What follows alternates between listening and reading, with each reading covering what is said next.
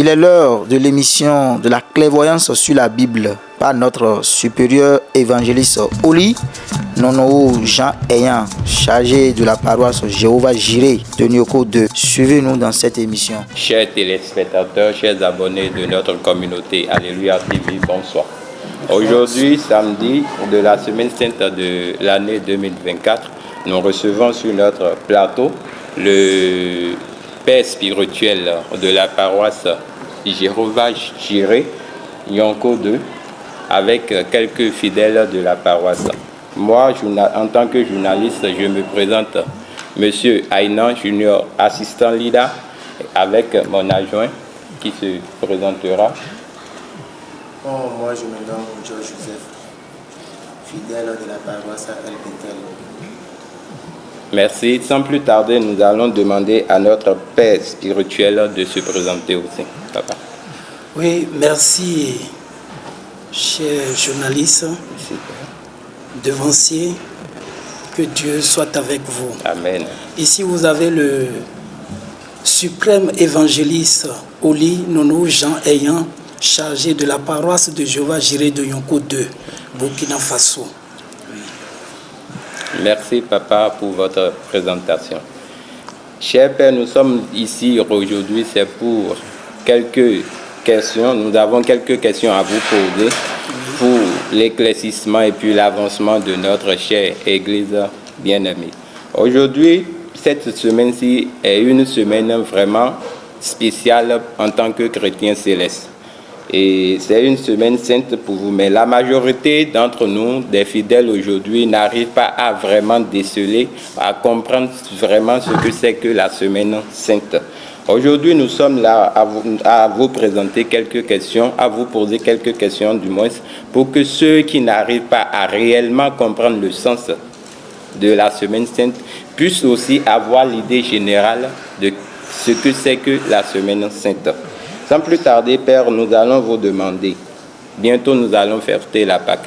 En tant que chrétien céleste, la Pâque, vous dites quoi? Oui, merci beaucoup.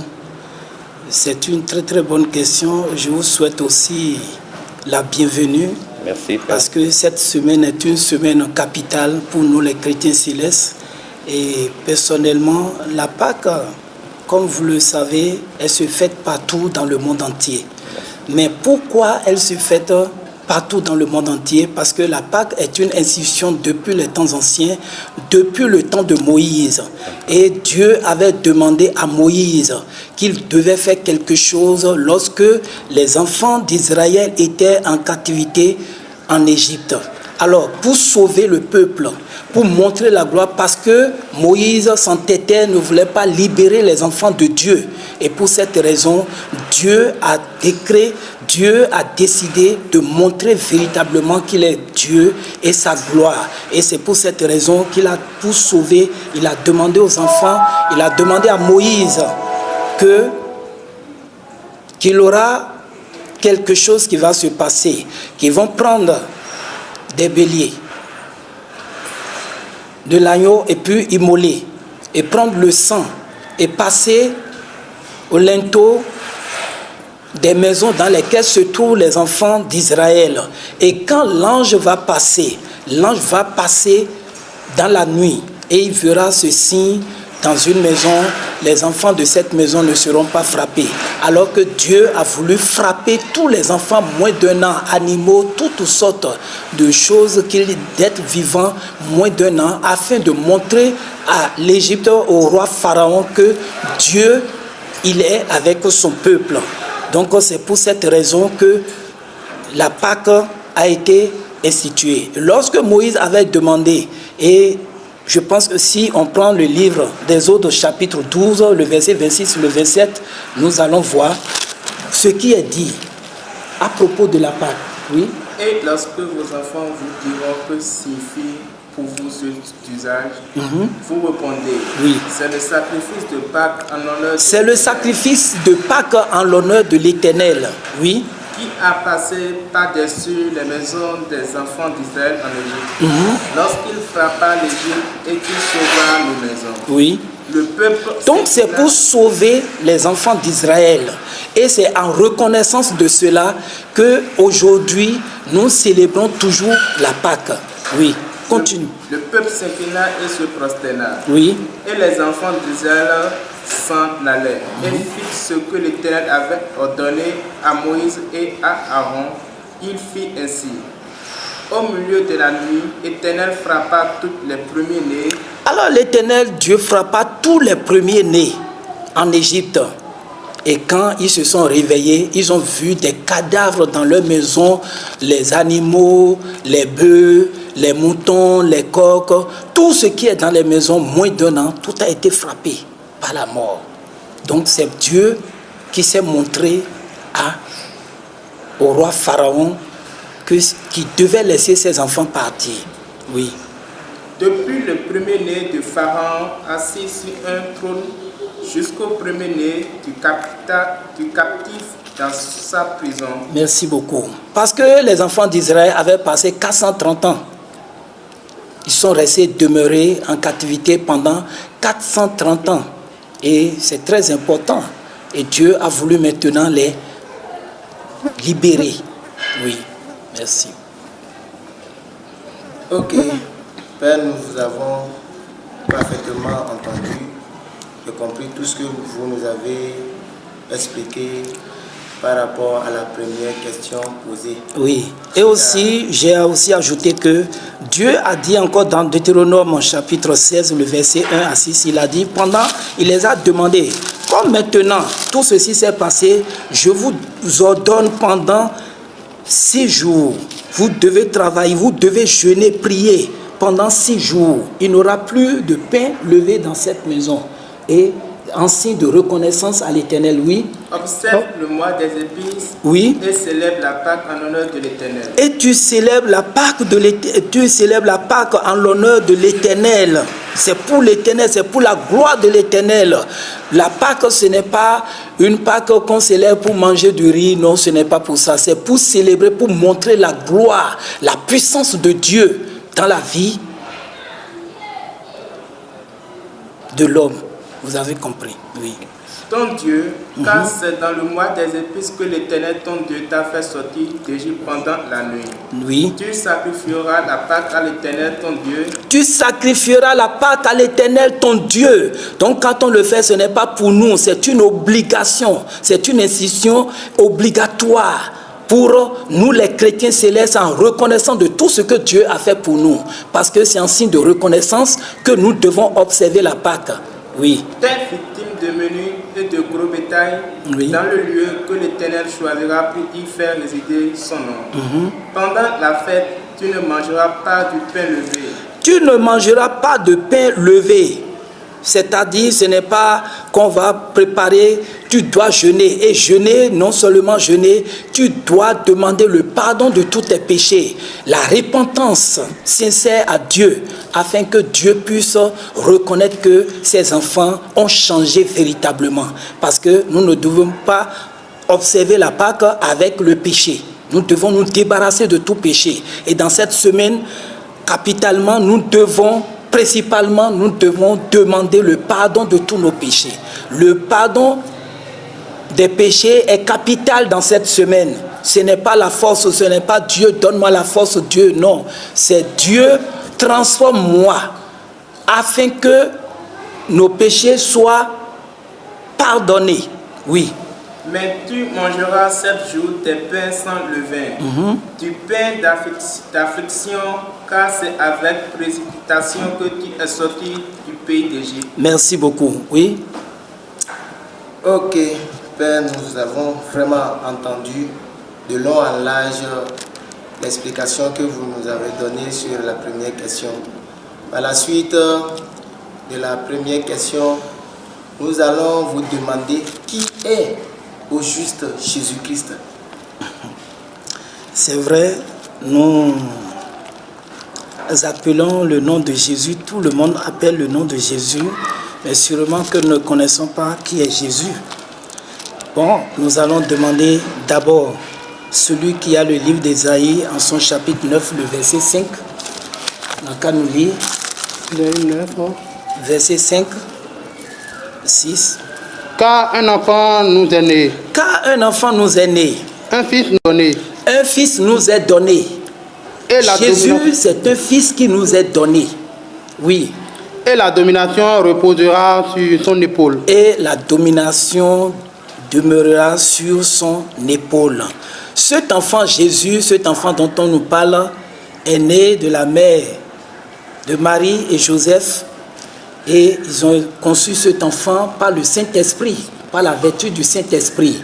Et Dieu les a envoyés, Dieu l'a envoyé pour une mission bien déterminée, pour sauver l'humanité tout entière. Oui, continue. On l'appellera admirable, On l'appellera admirable, conseiller, conseiller. Dieu puissant, Dieu puissant. Jésus il est envoyé pour être Dieu tout puissant. Il représente le Dieu. Il travaille à la place de son Père. Dieu tout puissant. Oui. Père éternel, Père éternel. Oui. Prince de la paix. Prince de la paix. Donc il est venu pour mettre cet enfant.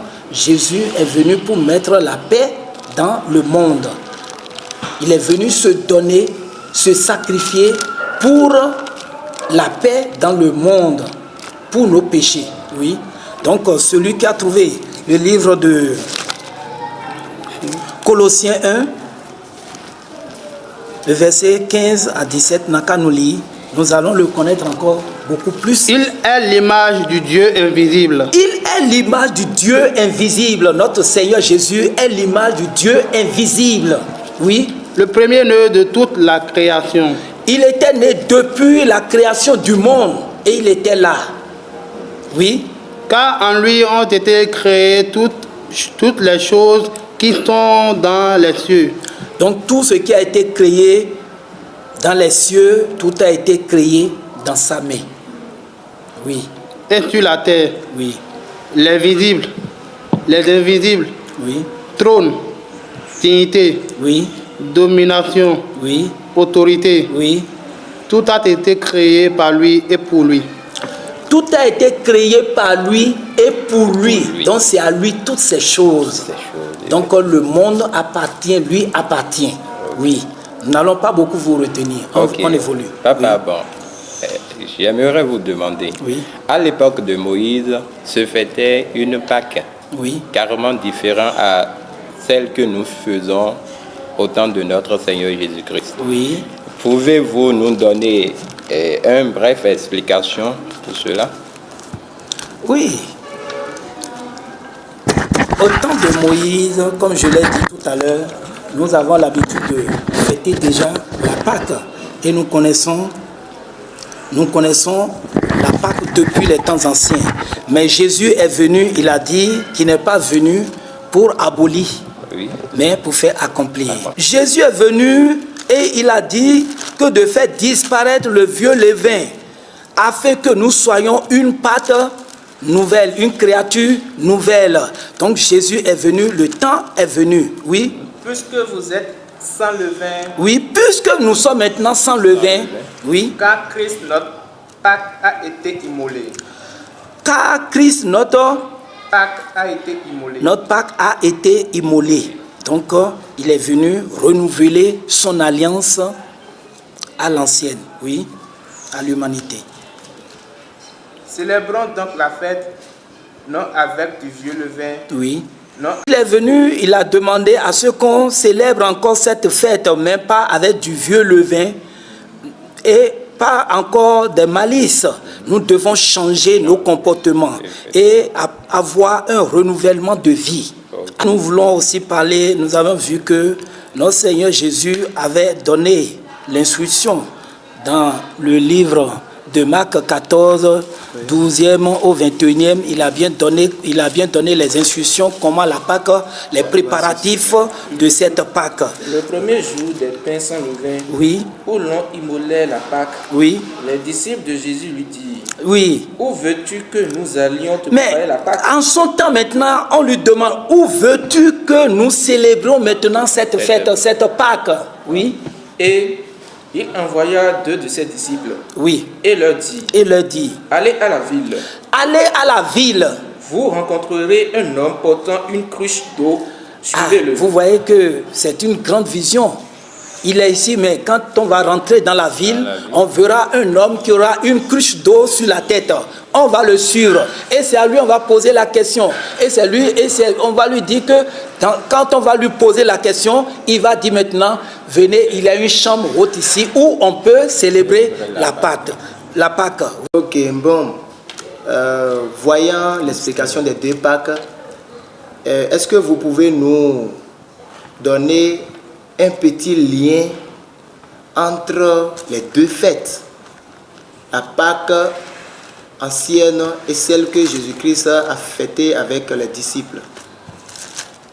Un lien. Le lien que nous pouvons établir est que le temps ancien, au temps de Moïse, il avait le sang qui était versé, était mis au linteau de chaque maison. Et quand l'ange passait, si l'ange voit ce signe, toutes ces maisons sont sauvées.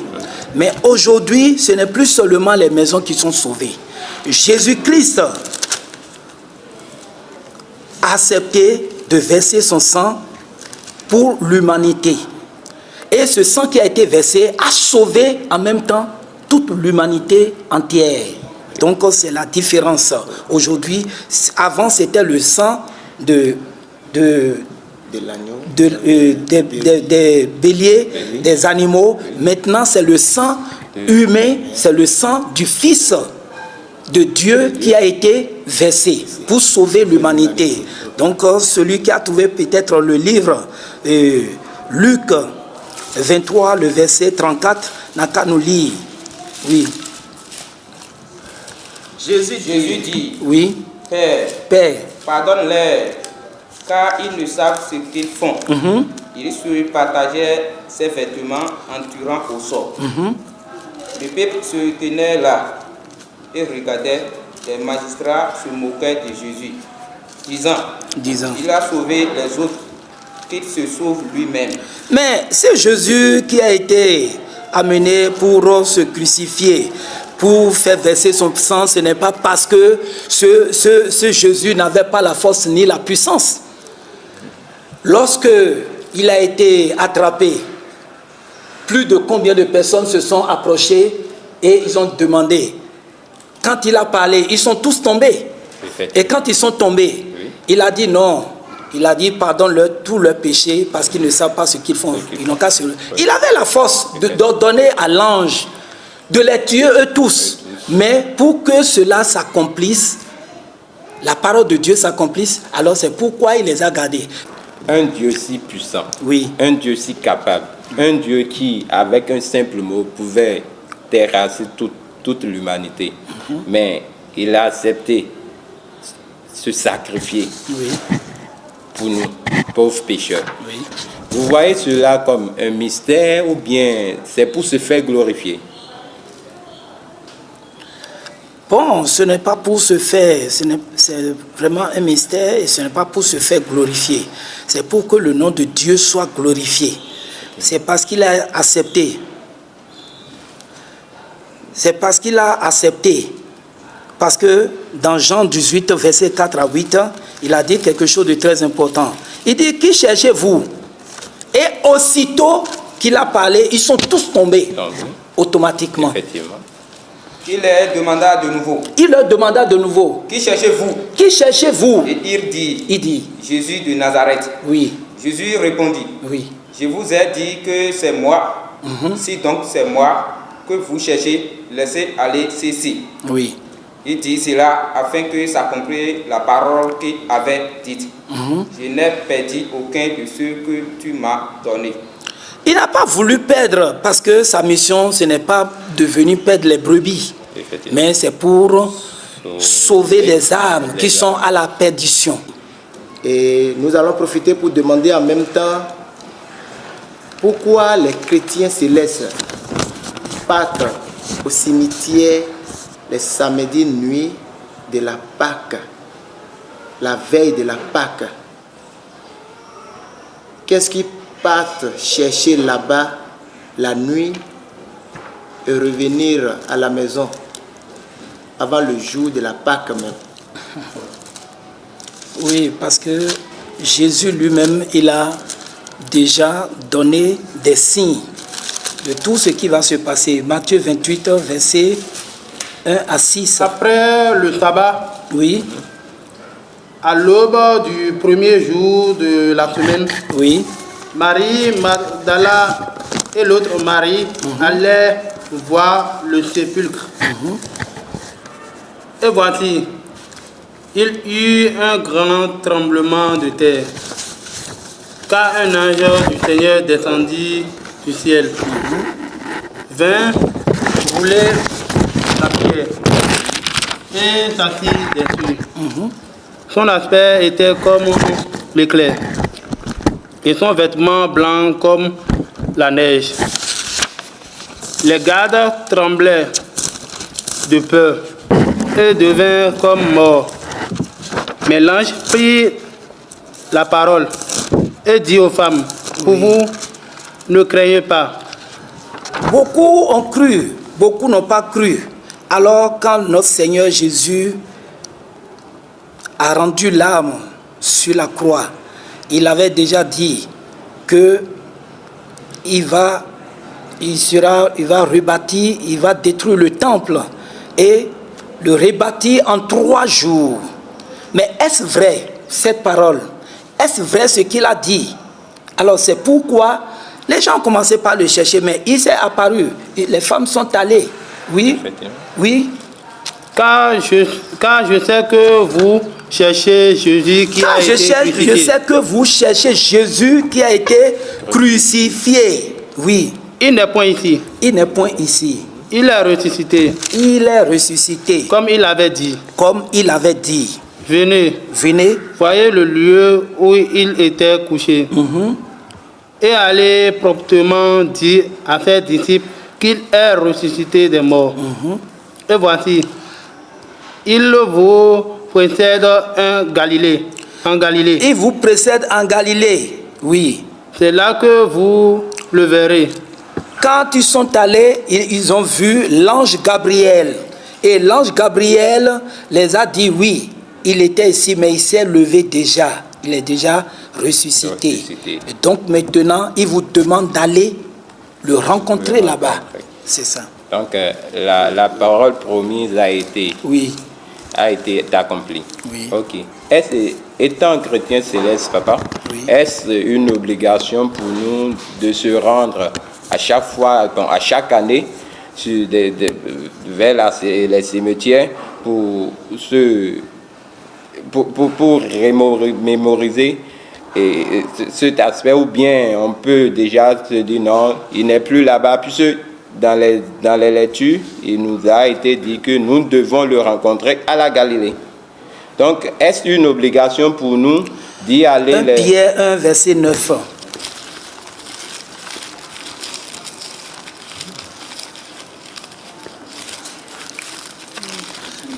Nous allons, les chrétiens célestes vont au cimetière.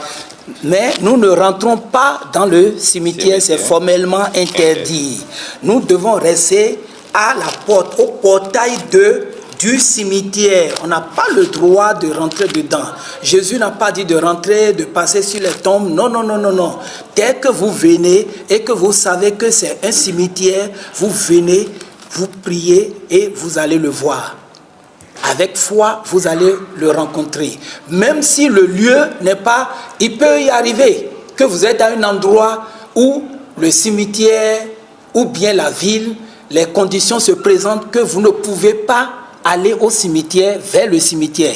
N'importe quel endroit que vous décidez par foi, dans la foi, y rencontrer le Seigneur, vous le rencontrerez. Il va descendre là-bas.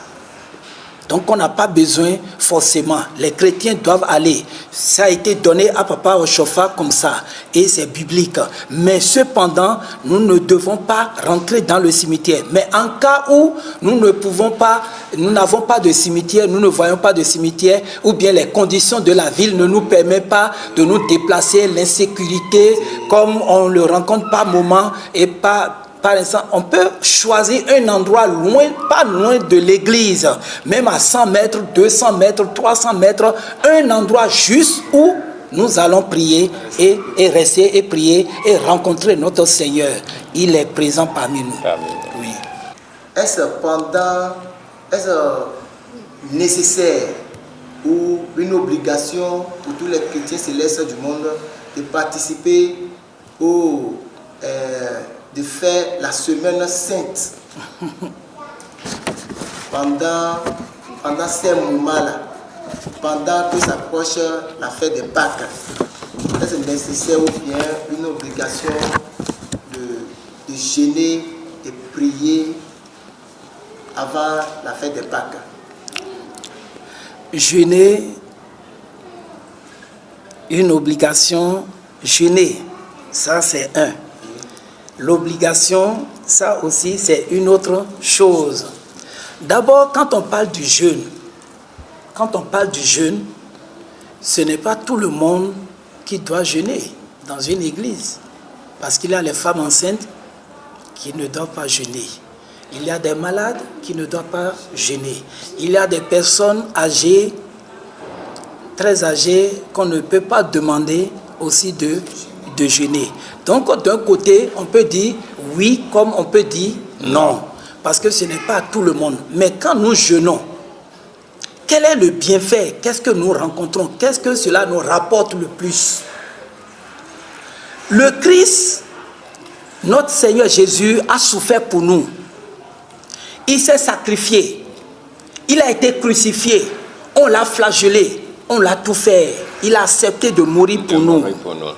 Nous-mêmes, en cette période, quand nous souffrons avec lui, à sa mort, tout ce que nous avons comme problème, difficulté,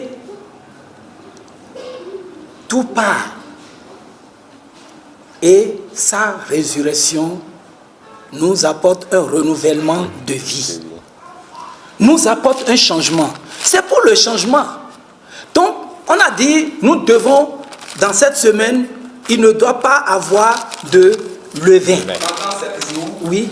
Vous mangerez des pains sans levain. Cette semaine, nous devons manger de pain sans levain, c'est-à-dire nous devons manger pas comme d'habitude, nous devons nous mortifier, nous devons rentrer en nous-mêmes et nous sacrifier. Ok. Oui. Dès le premier jour, oui. Il n'y aura plus de levain dans vos maisons. Il n'aura plus de levain dans vos maisons. Il n'aura plus le levain, c'est le péché, tout ce que nous savons.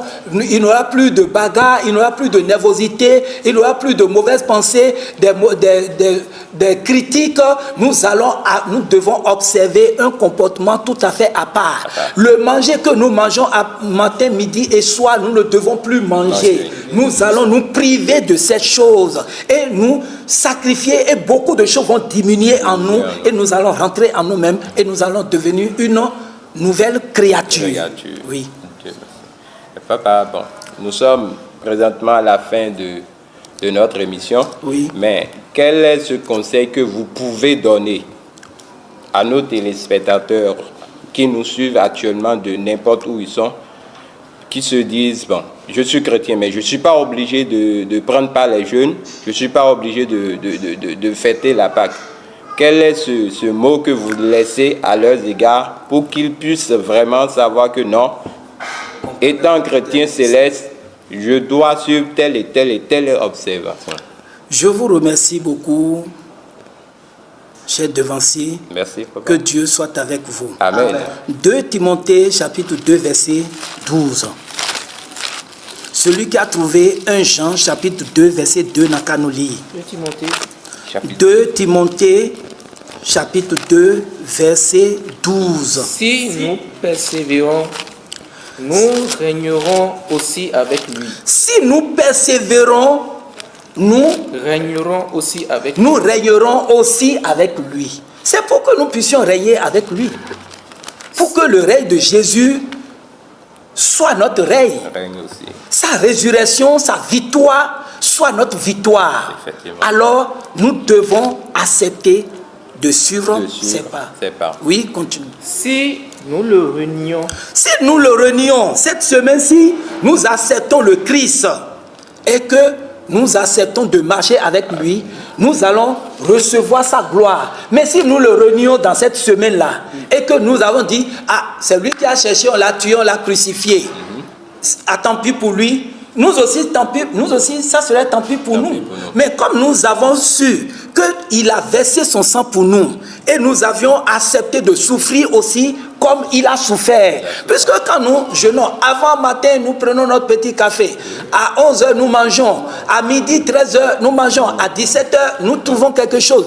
18h, nous voyons quelque chose. Maintenant, vers 20h, 19h déjà, mais voilà le nombre de fois qu'on a sauté. Et vous voyez même ceux qui jeûnent aujourd'hui, ils ont un visage que toi-même, tu n'as pas besoin même de demander avant de savoir ceux qui jeûnent. Effectivement. Même parmi nous ici, on peut déjà savoir ceux qui jeûnent. Effectivement, papa. Ceux qui sourient beaucoup, bon, peut-être eux, ils ne jeûnent pas comme ça. Bon.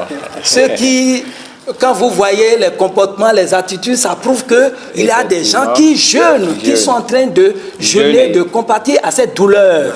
C'est ça. Que Dieu soit avec nous. Merci. Mais Jean, le livre de Jean, 1er Jean, chapitre 2, verset 2. Verset 2. Il est lui-même une victime expiatoire. Il est lui-même une victime expiatoire. Pour nos péchés. Pour nos péchés. Non seulement pour les nôtres. Oui. Mais aussi pour ceux du monde entier. Pour ceux du monde entier. C'est-à-dire, vous allez voir que la Pâque se fête dans le monde entier. Ce n'est pas seulement dans une église ou bien dans une congrégation ou bien c'est une minorité de personnes qui célèbrent la Pâque. Non, la Pâque se célèbre maintenant dans le monde entier. Effectivement. C'est très important que Dieu soit avec nous. Amen. Oui. Celui qui dit, oui. je l'ai connu et qui ne garde pas ses commandements, oui. est un menteur. Celui qui dit, oui. Je l'ai connu. Celui qui l'a connu, qui dit qu'il a connu le Christ et qui ne garde pas ses commandements est un menteur. Jean chapitre 1 verset 51.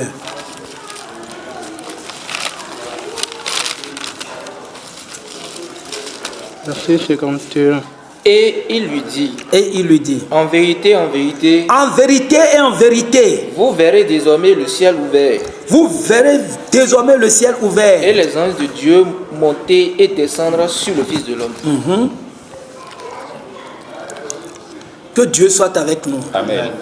Donc, il n'est pas envoyé pour se balader, mais c'est pour une mission bien déterminée. Et c'est pourquoi, quand il a versé son sang à Golgotha, quelque chose s'est passé de mystérieux. Oui, parce que Ponce Pilate lui-même, il a mis un insigne qui est Henri. Oui. Effectivement, Henri posé à la tête de notre Seigneur. De notre Seigneur. Oui. Oui. Jean chapitre 19, verset 19. Pilate fit une inscription. Ponce Pilate lui-même, il fut une inscription. Cette inscription, ce n'est pas que Jésus s'est levé et après ça a été inventé. C'est ceux qui l'ont crucifié, qui ont vu et qui ont témoigné que c'est vraiment le Fils de l'homme, le Fils de Dieu. Et ce Fils est venu pour l'humanité parce que lorsqu'il a rendu l'âme, il a dit, les voiles de l'autel se sont déchirés. Effectivement. Alors, ils ont compris que sûrement, c'est le Fils de Dieu. Et cet insigne a été mis par Pilate lui-même. Oui. Pour effectivement confirmer le fait que, le Fils de Dieu est venu se sacrifier pour nous, pauvres pécheurs, afin que nous ayons cette vie digne que nous avions. Luc 23, le verset 38. Il avait reçu de Dieu. Oui. Cette inscription. Oui. Celui-ci est le roi des Juifs. Celui-ci est le roi des Juifs. Gloire à Dieu. Alléluia. Celui-ci est le roi des Juifs. Mais avant, les gens n'avaient pas su que c'était lui. Ils ont tenté de faire tout ce qu'ils pouvaient pour pouvoir le crucifier, pour pouvoir faire du mal. Mais le Seigneur les a inspirés. Et ils ont compris finalement que ce n'était pas une personne à négliger. Que Dieu soit avec nous et que le Dieu Tout-Puissant nous garde et qui nous fortifie davantage. Et pour tous les chrétiens célestes du monde entier, par cette émission, que la mort de notre Seigneur Jésus sur la croix emporte toutes leurs infimités. Amen. Et que les malades retrouvent la guérison. Amen. Et que les femmes enceintes accouchent dans de bonnes conditions. Amen. Et que toutes les femmes stériles conçoivent. Et que tous ceux qui sont à la recherche de quelque chose, que l'Éternel Dieu les accorde.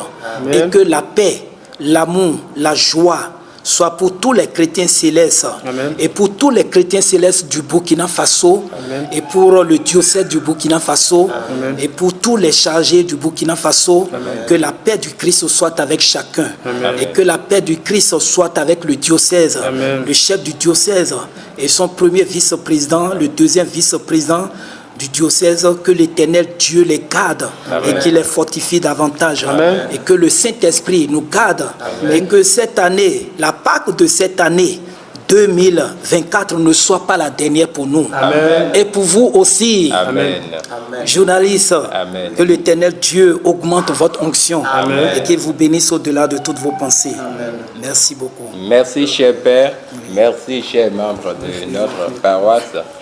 Chers téléspectateurs, nous sommes à la fin de notre émission et nous vous prions de vous abonner et que Dieu nous garde. À la prochaine.